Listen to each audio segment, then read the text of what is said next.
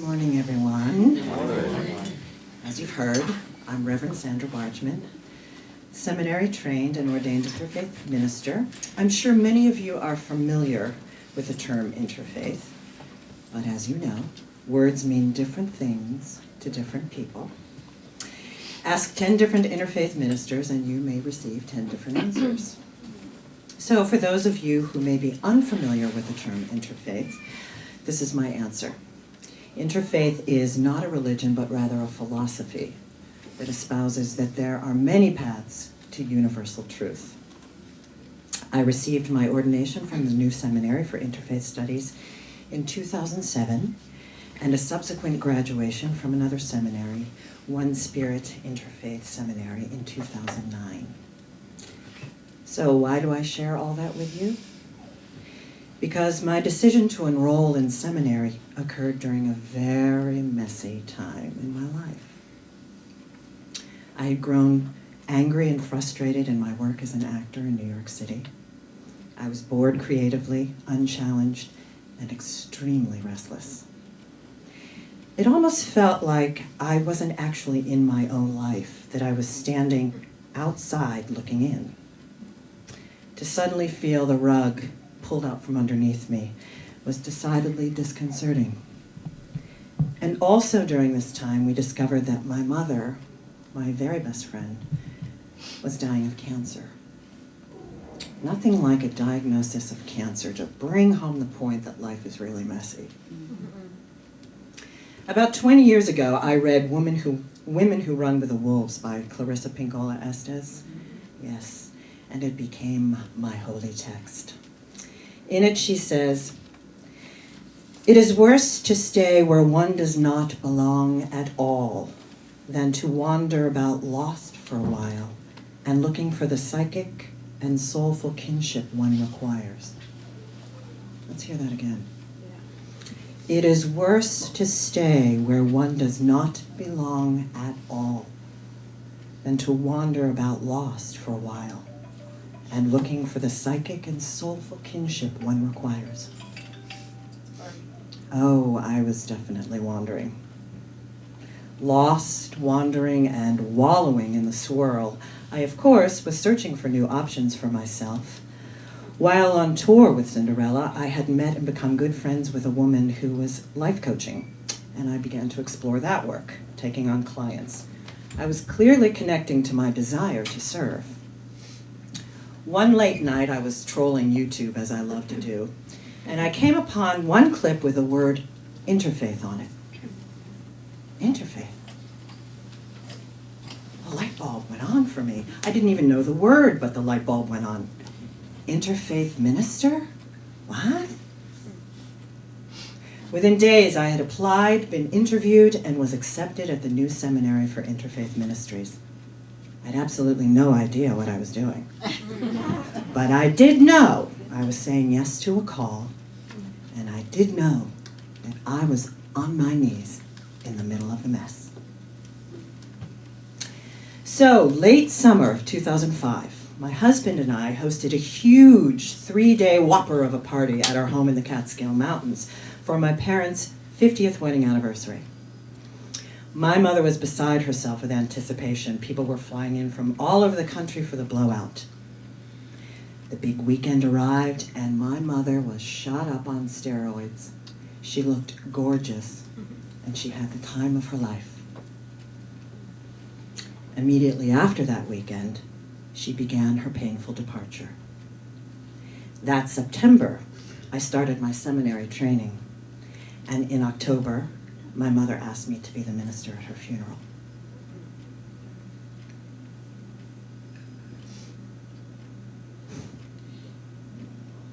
Over the next months, my auditions waned, my immersion in seminary increased, and I flew back and forth to Venice, Florida to be with my mother, offering Reiki and massage as she and I wrote her obituaries, one for Florida and one for Pittsburgh, which is where I'm from. And we planned her service in complete detail, including the song that she wanted me to sing. She died in the summer just before my second year of seminary, and in the chaos of grief, the mess and madness of my vulnerability. Something new was being birthed. I was going on a mythical descent, and I began to take off my masks. I stopped trying to define myself as either an actor or a minister, or a good daughter, or an anything. I began to understand that my creative life was also my spiritual journey. Quick story. During the early time of outrageous, messy grief, our seminary assignment is to write our first sermon, which I do. And in class, we are asked to volunteer to read them. A few people do. I hang back. One of my classmates steps forward, a shy, diminutive woman, and proceeds to share a beautiful, moving, 20-minute sermon during which I am blown away by her vulnerability. At the end of the class, I embrace her, I compliment her, and thank her, to which she responds something like this: "Wow, thanks, Sandra. Coming from you, that's a big compliment. As a performer, I know it's easy for you to be in front of an audience." Whoa. Light bulb.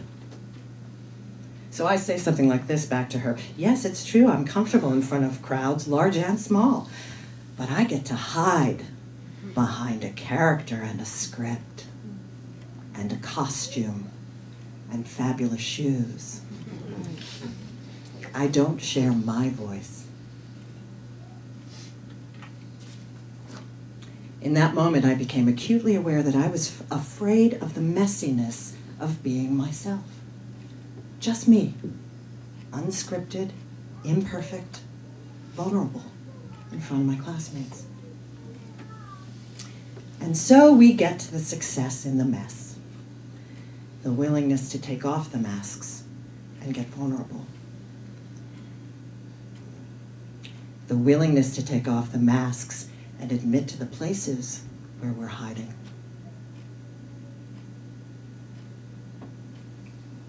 What's another word for mess? Crisis, challenge. And what is challenge other than the opportunity to step out of stagnation and into the reactivation of the growth cycle? These challenges, these messes, provoke us to be present with that which could have remained hidden in our corners, hidden under our masks.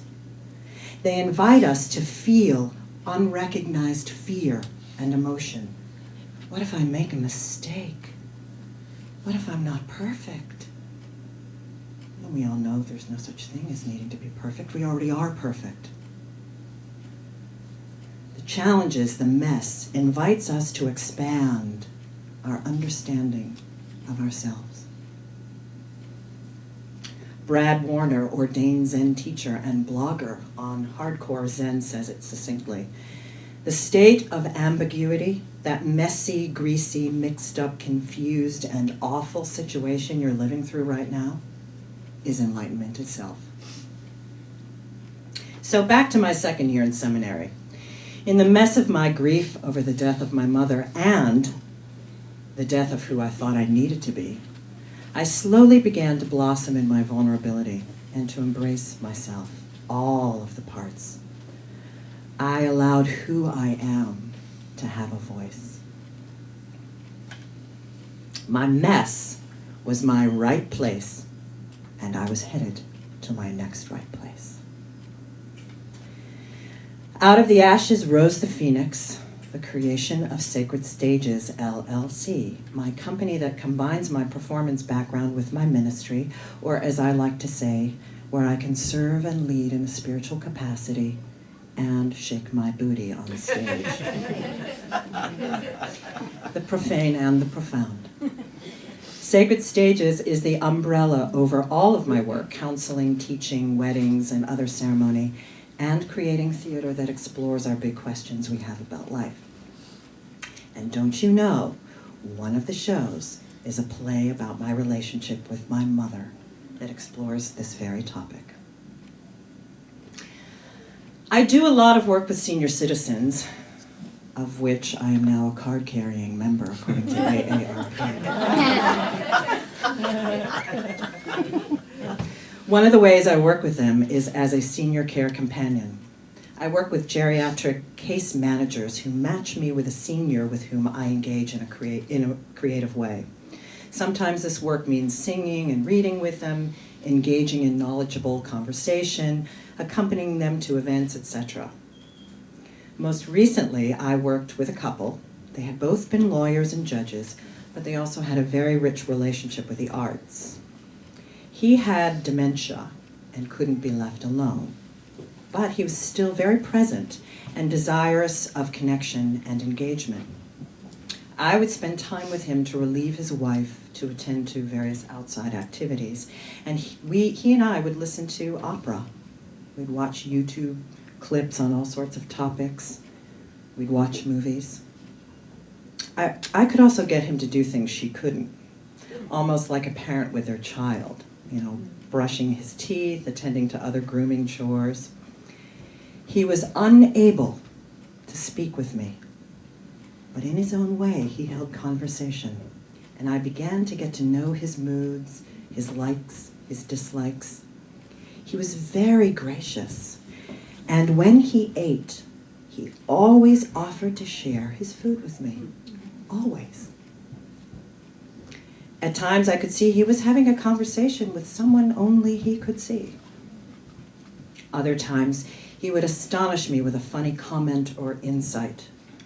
I spent 10 to 12 hours with him each week for 8 months.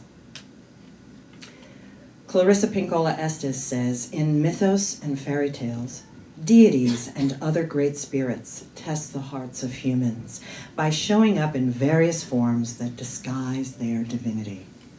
They show up in robes, rags, silver sashes, or with muddy feet. They show up with skin dark as old wood, or in scales made of rose petal, as a frail child, as a lime yellow old woman, a man who cannot speak, an animal who can. The great powers are testing to see if humans have yet to learn to recognize the greatness of soul in all its varying forms.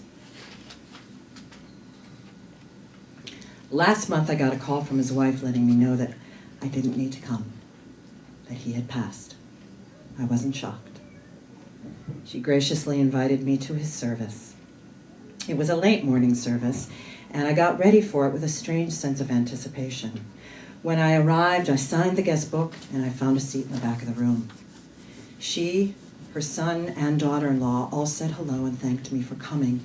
When I offered my condolences, the son said to me, "And I'm sorry for your loss, too."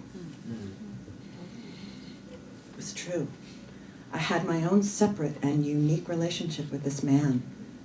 And in a standing room only synagogue full of over 200 people, I knew no one other than the family. The service began with a prayer, and the cantor sang lushly. Then a friend came forward and spoke. Then a rabbi friend, and then his son. He spoke about a loving, kind, infinitely patient father. He had come from a poor family, had escaped Russia and Poland during World War II, came to New York City and went to school to become a lawyer. His son told the story that if you ate with his father, he would always offer you food. It was because he considered himself so lucky in life that he needed to share it. They all spoke about how well respected he was. They all spoke of his unending kindness. They all said that no one had a bad word to say about him. I listened to these eulogies about this man that I didn't know, a man with advanced dementia with whom I had spent 3 days a week for 8 months. And yet I was a witness to all of those traits. The self-respect, the kindness, the generosity of spirit. I found myself weeping, silently but a little uncontrollably. Tears are a river that takes you somewhere. Tears lift your boat off the rocks, off dry ground, carrying it downriver to someplace better. Is there no better description than success in the mess? Yes? A mess of a mind, the chaos of grief. I left the service knowing that I was a more expanded person for having known him and for having been at his funeral. Why? Out of the mess of that mind and the chaos of that grief, I was brought into community, and I was made vulnerable. I experienced the silver lining that I do at every funeral. Out of the mess of death and grief comes the gift of vulnerability and connection and shared experience. The understanding that I am not alone.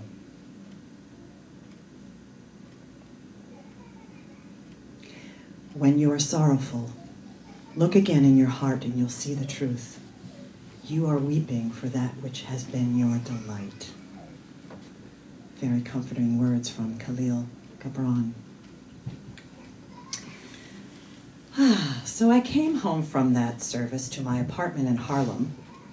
I got off the train, and as I walked down my street, it was snowing lightly and on an already huge amount of snow piled on the street, on the sidewalk, and around the cars.